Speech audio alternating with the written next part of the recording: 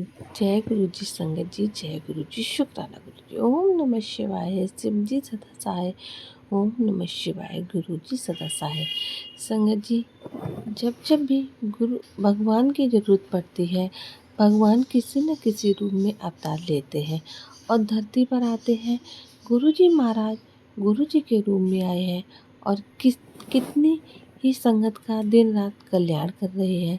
संगत जी, फिर भी इतनी सारी संगत है जो अगर गुरु जी से भी जुड़ गए हैं फिर भी इधर उधर भटकते हैं। गुरु जी ने खुद ही ये बात कही थी कि एक ने ही मानो। अगर आप एक ही मानते हो तो फिर कहीं के कि उन्हीं के बताए हुए वचनों पे चलो, उन्हीं के उसूलों पर चलो। संगत जी, आपको पता है, एक प्यारा सा एग्जाम्पल दे के बात हम समझते हैं कि एक झुंड है जहाँ बछड़ा अपनी माँ से मिलने जाता है। इतनी सारी गायें खड़ी हैं, तो अगर वो किसी और गाय के पास जाके दूध पीने लग जाए तो गाय क्या करेगी? उसे लाती मारेगी, अलग पटक देगी। अगर वो अपनी माँ के पास जाता है तो माँ तुरंत उसके लिए दूध उतार देती है। तो संगत जी, हमारे साथ भी यही है। हम भगवान के वो बछड़े हैं। जब हम अगर गुरु जी को मानते हैं पर फिर भी इधर उधर कहीं और शक्तियों के पास जाते हैं तो वो सब समझते हैं कि हम कहाँ से आए हैं। वो हमें ऐसे ही लात मार के और ना हमारी कोई काम नहीं बनता है। कितनी ऐसी संगत है जो कितने सालों तक इधर उधर भटकती रहती है और अंत में गुरु जी के पास ही आके उन्होंने सब कुछ पाया। संगत जी, भगवान अलग अलग रूप में धरती पर आए हैं। हम ये सोचें कि गुरु जी हम किसी और भगवान को मानते हैं, उनको छोड़ो या ना माने, आप ये बात समझें, भगवान के रूप अनेक हैं, वो शक्ति एक है। गुरु जी ही गुरु नानक जी का भी नाम है, राम का नाम भी है। वो उस युग में उस रूप में आए और इस युग में भगवान गुरु जी के रूप में आए। तो संगत जी, अगर हम गुरु जी को मानते हैं तो उन्हीं के बताए हुए वचनों पर चलें और वो कैसे हमारे कर्म कटवाते हैं। एक बहुत ही प्यारा और अद्भुत सत्संग गुरु जी की प्यारी संगत श्री रघुवीर अंकल जी का है, जिन्होंने दिन रात गुरु जी महाराज के साथ बिताया।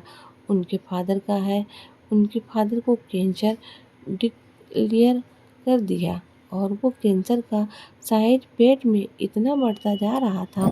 डॉक्टरों ने कहा कि अगर इसका तुरंत इलाज नहीं किया गया पर इसका इलाज साइज बढ़ता चला जाएगा और आगे चल के आपकी ऐसी हालत हो जाएगी कि जो स्टूल है वो उस जरिए से ना जाके वोमिट के जरिए बाहर निकलेगा। वो अंकल बड़ी टेंशन में आ जाते हैं तो अपने बड़े बेटे को लेते हैं और गुरु जी के दरबार में पहुंच जाते हैं। रघुवीर अंकल जी तो पहले से ही वहाँ सेवादार के रूप में दिन रात काम किया करते थे। तो संगत जी गुरु जी को जाकर बताते हैं कि गुरु जी ऐसी ऐसी बात है, तो ऐसे नरक वाली ज़िंदगी में बिल्कुल ही नहीं जीना चाहता। आप मुझे इससे मुक्ति दिलाइए, आप मेरा कैंसर ठीक कर दीजिए। तो संगत जी, उनके फादर की बात सुन के गुरु जी ने इतनी बड़ी बात कही कि मैं ना तो नरक तुझे इस जन्म में और ना ही आगे आने वाले 7 जन्म में आने वाले 7 जन्म में आने वाली दुनिया में कहीं नहीं भुगतने दूंगा। तो इससे बढ़ के क्या होगा संगत जी कि हमारा अगला पिछला सभी जन्म गुरु जी ने कैसे क्लियर कर दिया। फिर गुरु जी ने वहाँ जल प्रसाद मंगाया एक मग्गे में और अपनी रुद्राक्ष की माला निकाली, वो अमृत बना के दिया। कहा इसको आप पीना डेली और घर जाने के लिए कहा। अब रघुवीर अंकल जी लंगर के लिए बोलते जाया करते, घर तो डेली हाल चाल अपने फादर से पूछ लिया करते। पूछते हाल चाल ठीक है, पेट भी सॉफ्ट है और ना ही उन्हें इतने दिनों का तक स्टूल आया, नहीं खाया भी रहे थे, सब कुछ कर रहे थे पर वो जा कहाँ रहा था। वो गुरु जी की माया वही जाने।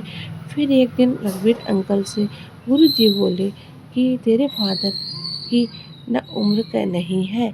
उनकी डेट 28 दिन के बाद रात को 11 बजे उनका अंतिम समय होगा और और वो सब कुछ बता देते हैं।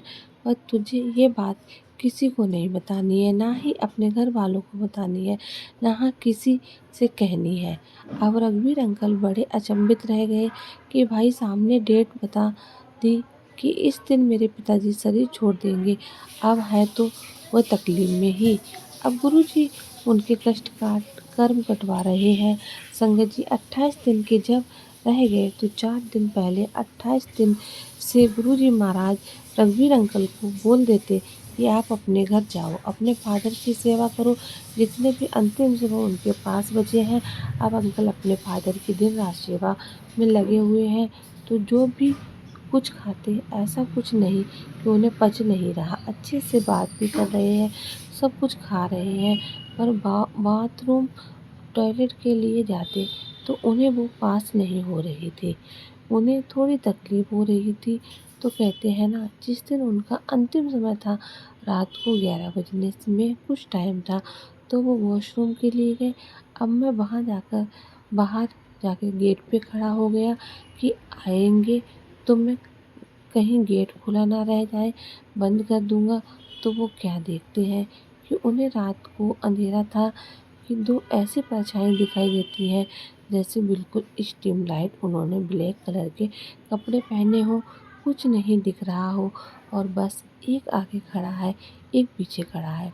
तो रघुवीर अंकल की एकदम चीख निकल गई और मुँह से यही निकला कि यहाँ गुरुजी का पहरा है, यहाँ मत आना। और संगत जी सामने से उन्होंने भी पंजाबी में एक जवाब दिया, इत्थी वास्ते तो हम पीछे खड़े हैं, अंदर नहीं आ रहे। संगत जी ये बात फिर वो फटाक से अपने फादर के को अंदर बेडरूम में बैठा के आए, दरवाज़ा बंद किया और बाहर जाके देखा दूर दूर तक कोई नहीं था। अंकल बड़ी बेचैनी, 11 बज गए, 12 बज गए कि भाई को वो अंतिम घड़ी गुरुजी ने बताई थी वो तो निकल गई। तो अंकल सुबह 8 बजे ही गुरुजी के पास जाते हैं कि गुरुजी देखते हैं वहाँ संगत बैठी हुई होती है। तो गुरुजी अंकल को देखते ही कहते हैं कि क्या हुआ, कल तुमसे मुलाकात कर दी। अंकल तो हैरान रह जाते हैं। गुरुजी तो जान ये सब जानते हैं। कहते हाँ जी गुरुजी बिल्कुल करा दी। कह रहे चलिए सत्संग सारी संगत को सुना जो वहाँ बैठी हुई है। अंकल ने अपनी सारी बात संगत को सुनाई, जो भी उनके साथ रात को हुआ, जो भी उनके फादर जी को जो भी सिचुएशन थी। फिर गुरुजी अंदर गए तो अंकल भी पीछे पीछे अंदर चल दिए और गुरुजी से बोले कि गुरुजी पापा तो बिल्कुल ठीक है, अभी तो उनकी तबीयत ठीक है। तो गुरुजी बोले कि तेरे फादर की उम्र नहीं है, पर उनके जो कर्म है आगे आने वाले, जो अभी निपटारा उनका नहीं हुआ, इसीलिए मैंने उनकी लाइफ में से 3 दिन उसे दे दिए हैं और इन 3 दिनों में उनके सारे कर्म का निपटारा हो जाएगा। जो मेरे तेरे फादर का वचन दिया है ना, इतने नरक भुगतने भुगतने दूंगा ना, आगे नरक भुगतने दूंगा। तो संगत जी आप देखिए ना, कहाँ ऐसे भगवान हैं जो कर्मों का भुगतान करते हैं। आपने कोई ऐसी शॉप देखी है कोई डॉक्टर की कि यहाँ कहीं लिखा देखा हो कि यहाँ कर्मों का भुगतान होता है, कि यहाँ नरक मिलेगा ना आगे नरक मिलेगा।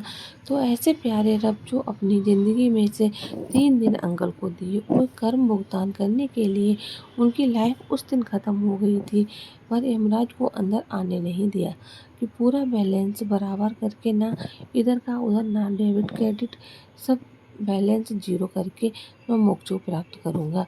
जैसे मैंने तेरे फादर का वचन दिया है, ऐसे प्यारे रब हमें कहाँ मिलेंगे संगत जी। और बताते हैं 3 दिन बाद जो गुरु जी का समय बताया कि समय वही रहेगा 11:05 पे। उनके फादर 3 दिन वो अपने फादर की सेवा में ही रहे, 3 दिन सेवा करते रहे। फिर उन्हें इतनी तकलीफ हुई उस दिन, तीनों में से वो तड़पते रहे दर्द से। उन्हें यही नहीं पता था कि क्या हो रहा है, बस यही कहते रहे कि मुझे बस मौत मिल जाए। वो सोचिए संगत जी कितने कर्मों के जन्मों के कर्म या कैसे कर्म 3 दिन में गुरु जी ने उनका निपटारा कर दिया। फिर उसी वक्त 11 बजे जो गुरुजी ने टाइम बताया था 11:05 पे उन्होंने अंतिम सांस ली। तो इतने प्यारे रब संगत जी हमारे कैसे कर्म है हमें नहीं पता। उन कर्मों का भुगतान गुरुजी महाराज से करवा लो। कितने करवा सकते हैं संगत जी कहते हैं कर्मों का लेखा ही संगत जी किन्हीं को तो जाते ही मिल जाता है, किसी को सब कुछ मिल जाता है और किसी को कुछ नहीं मिलता है। ये हमारे कर्मों का ही फल है। गुरुजी तो खुद कहा करते हैं कर्म तुम्हारे जैसे हैंडपंप है, जितना तुम हैंडपंप चलाओगे उतना पानी पाओगे।